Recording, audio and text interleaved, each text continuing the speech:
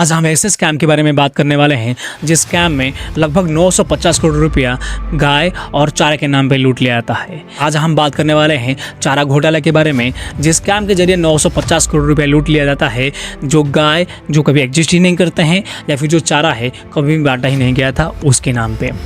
जब इस चीज़ के बारे में पूछा जाता है कि गाय और चारा कहाँ गए, तो जो करप्ट ऑफिसर्स थे या फिर जो पॉलिटिशियंस थे वो ये कहते हैं कि जो गाय है वो तो हम स्कूटर में ट्रांसफ़र किए थे, या फिर जो चारा है उसको भी हम स्कूटर में ट्रांसफ़र किए थे, या फिर जो बेल है उसे हम कार में ट्रांसफ़र किए थे। ये एक ऐसा स्कैम है जिस स्कैम में बिहार के पशुपालन डिपार्टमेंट से लेकर बड़े बड़े ऑफिसर्स या फिर पॉलिटिशियंस तक शामिल थे, और ये स्कैम की मास्टरमाइंड लालू प्रसाद यादव थे। लेकिन रुको, क्या ये सही में एक पैशन की चोरी था या फिर इसके पीछे कुछ राज था और एक मिस्टीरियस फाइनेंसर? सच क्या है तो चलिए जानते हैं इन सारी चीज़ों के बारे में इस वीडियो के माध्यम से। इस वक्त की बड़ी खबर आ रही है चारा घोटाले की। चारा घोटाला सिर्फ एक स्कैम नहीं बल्कि धोखा देने में एक मास्टर क्लास है। 1980 और 90 के दौरान बिहार की जो एनिमल हस्बेंड्री डिपार्टमेंट थी वो गाय और बैल के लिए चारा देने के लिए जो पैसा थी, इसके अलावा जो इक्विपमेंट्स खरीदने के लिए पैसा थी, वो फार्मर्स को ना देने की वजह वो लोग क्या करते हैं कि जो करप्ट ऑफिसर्स रहते हैं वो लोग पैसा को लूट लेते हैं। और ये जो अमाउंट रहता है वो लगभग 950 करोड़ की होती है, जो कि आज के टाइम पे लगभग 48 बिलियन रुपीज़ होती है। लेकिन कैसे? गाय की नकली बिल बनाकर जो कभी एग्जिस्ट ही नहीं करते, या फिर चारा जो है वो कभी बांटा ही नहीं गया, या फिर जो इक्विपमेंट्स है उसे कभी खरीदा ही नहीं गया। जो करप्ट ऑफिसर्स थे वो लोग का ये कहना था कि हम लोगों ने चारा को स्कूटर में ट्रांसफ़र किए थे, या फिर जो सांड थी उसे कार में हम ट्रांसफ़र किए थे। यानी कि ये जो स्कैम है वो इतना बड़ा हो गया था कि इन लोगों के ऊपर भरोसा करना भी मुश्किल था। लेकिन ये सारी चीज़ें स्टार्ट कैसे होता है?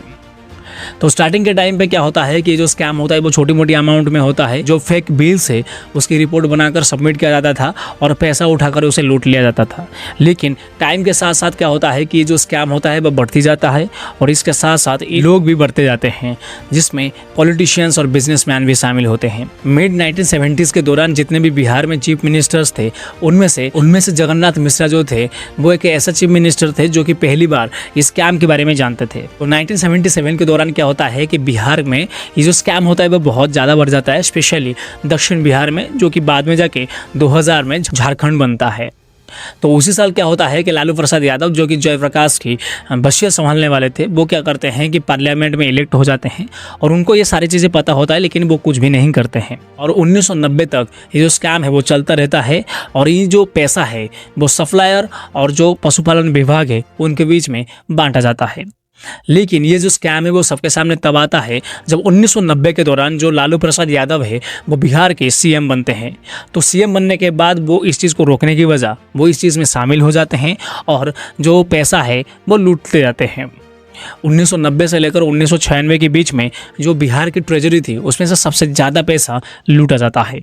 उस टाइम पे जो बिहार की सिस्टम है वो इतना ज़्यादा करप्ट हो गया था कि फेक कंपनीज और नकली बिल्स के जरिए जो पैसा है बिहार की ट्रेजरी से लूटा जाता था और आपस में बांट दिया जाता था। फरवरी 1985 में क्या होता है कि टीएन चतुर्वेदी जो कि उस टाइम पे ऑडिटर जनरल थे इंडिया में, तो वो क्या करते हैं कि एक चीज़ नोटिस ये करते हैं कि जो बिहार की जो ट्रेजरी की जो मंथली रिपोर्ट है उसकी जो सबमिशन है वो उसमें लेट हो रही है। तो इस चीज़ को लेकर उस टाइम पे जो चंद्रशेखर थे जो कि बिहार के सीएम थे, उनको वो एक रिपोर्ट भेजते हैं, एक वार्निंग भेजते हैं कि कुछ तो गड़बड़ चल रहा है। तो उस टाइम पे क्या होता था कि जो प्रिंसिपल अकाउंट जनरल है यानी कि जो पीएजी और सीएजी है वो लोग क्या करते थे कि जो बिहार में जो गड़बड़ चल रहा था उस चीज़ को लेकर जो बिहार की गवर्नमेंट है उन लोगों को जो वार्निंग दे रहे थे, लेकिन जो बिहार के जो पावरफुल लोग थे वो लोग क्या करते थे कि इस चीज़ को इग्नोर करते थे। उस टाइम पे एक चीज़ ये भी नोटिस करने को देखने को मिला था कि जो बिहार के जो गवर्नमेंट एम्प्लॉयज़ थे, स्पेशली जो टीचर डिपार्टमेंट थे, ये लोगों को सही से पैसा नहीं मिल रहा था, यानी कि सैलरी नहीं मिल रहा था, क्योंकि जो बिहार की जो ट्रेजरी थी उसमें पैसा ही नहीं था। क्योंकि सारे के सारे जो पैसा है ये जो एनिमल हस्बेंड्री डिपार्टमेंट के जो लोग थे वो लोग पॉलिटिशियंस के साथ मिलकर सब लूट लिए थे। मतलब कि ये सारे लोग मिलकर इतने ज़्यादा पैसा लूट लिए थे कि जो सरकारी एम्प्लॉय थे उन लोगों को पैसा देने के लिए भी सरकार के पास पैसा नहीं था। मतलब कि ये जो स्कैम थी बहुत ज़्यादा सिंपल था। चारा खरीदने के लिए जो भी पैसा सरकार की तरफ से आता था उस चीज़ को ये लोग क्या करते थे कि उठा लेते थे, और चारा भी नहीं खरीदते थे, और ये जो पैसा है उसको उठाकर अपने में बांट देते थे और ये चीज़ को लूट लेते थे। एग्जाम्पल तौर पर ले तो राज्य के एक ट्रेजरी से लगभग 30 लाख रुपये उठाया जाता है, और ये जो पैसा है वो इसीलिए उठाया जाता है ताकि चारा खरीद के बांटा जाए। लेकिन असल में क्या होता है कि चारा खरीदा ही नहीं जाता है, क्योंकि वहाँ पर जितना अमाउंट को जो पैसा लाया था उतना गाय ही एग्जिस्ट नहीं करते थे। यानी कि जो फेक सप्लायर्स और फेक बिल्स बनाकर ये जो सारे पैसा है वो लूटा जाता था।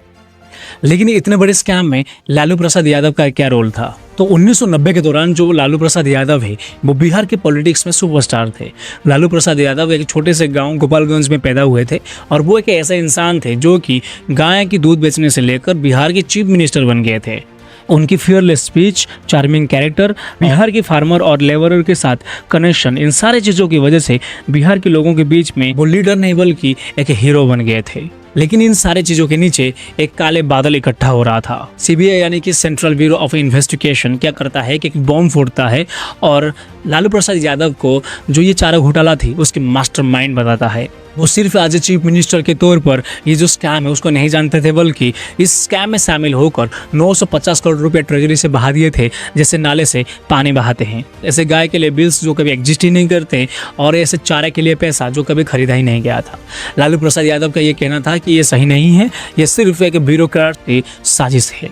लेकिन यहीं पे क्या होता है कि इस कहानी में एक मिस्टीरियस मोड़ लेता है, एक ऐसा मिस्ट्री जो कि बिहार के पॉलिटिक्स में हलचल मचा दी।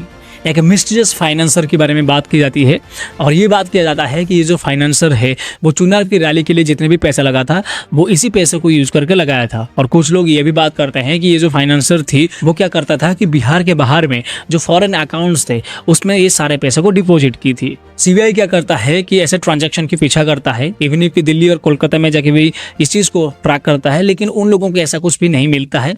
और उसके बाद क्या होता है कि उस टाइम पे ये जो मामला होता है वो ठंडा पड़ जाता है। 1990 के दौरान बिहार में अराजकता की आड़ा था और गवर्नेंस जो बहुत ज़्यादा वीक था और निगरानी एक मजाक बनकर रह गया। और लालू प्रसाद यादव की जो पकड़ है स्टेट के ऊपर पूरा कंट्रोल में था। उसकी जो समर्थक थे वो डिस्ट्रिक्ट ऑफिस से लेकर बिहार ट्रेजरी तक थे और ये परफेक्ट प्लेग्राउंड था ये स्कैम को करने के लिए। और यहीं पे एक सवाल खड़ा होता था कि लालू प्रसाद यादव जो है वो लोगों की हीरो है या फिर ये जो स्कैम है उसके मास्टरमाइंड है।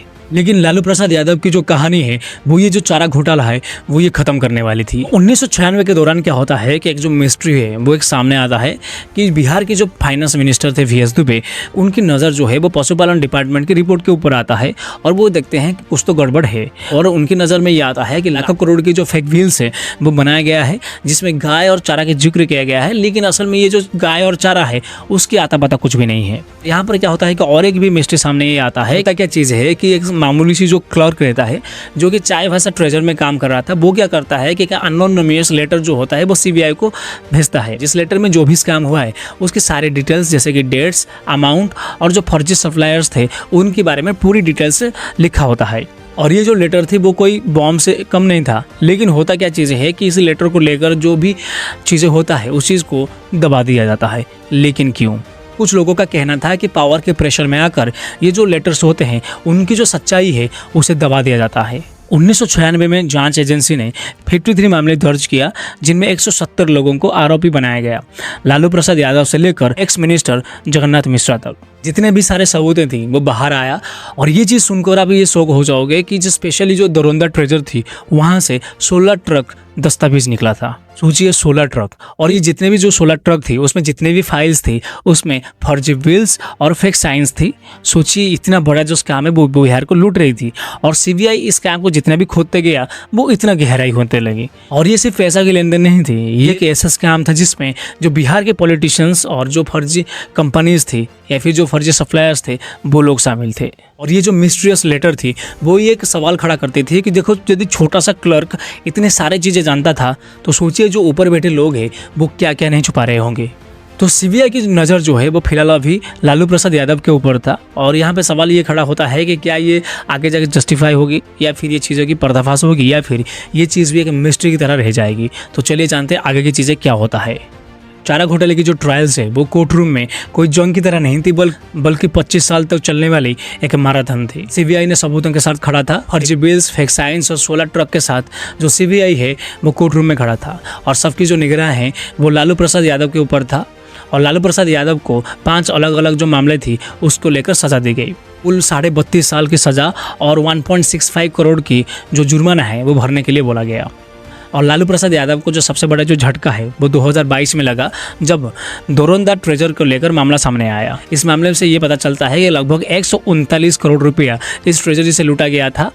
तो जिसकी वजह से क्या होता है कि लालू प्रसाद यादव को 5 साल की सजा और 60 लाख रुपया जुर्माना भरने के लिए बोला गया। लगभग 200 से भी ज़्यादा लोगों के जो नाम है वो इस स्कैम में जुड़ गया। 1997 में क्या होता है कि लालू प्रसाद यादव को सीएम की जो पोजीशन थी उसमें से हटाया जाता है और वो अपनी इमेज को बरकरार रखने के लिए क्या करते हैं कि अपनी जो वाइफ है रबड़ी देवी उनको सीएम बना देते हैं। और इस चीज़ को देखकर जो लोग थे वो बहुत ज़्यादा हैरान हो गए थे, यानी कि इतने बड़े जो स्कैम हुए वो स्कैम की जो कीमत है वो बिहार की जनता ने चुकाई। बिहार में जो स्कूल थी उसमें जो फंड देने के लिए यानी कि जो सैलरी देने के लिए पैसा नहीं थी, इसके अलावा जो रोड थी वो टूटी फूटी हुई थी। जो बिहार के लोग थे वो सरकार के ऊपर जो भरोसा थी वो उन लोगों की उठ गई थी। और ये जो लालू प्रसाद यादव है वो आज के टाइम पे भी लोगों के लिए एक पहेली बनकर रह गई है। कुछ लोगों के लिए एक भ्रष्ट नेता है तो कुछ लोगों के लिए ये हीरो है।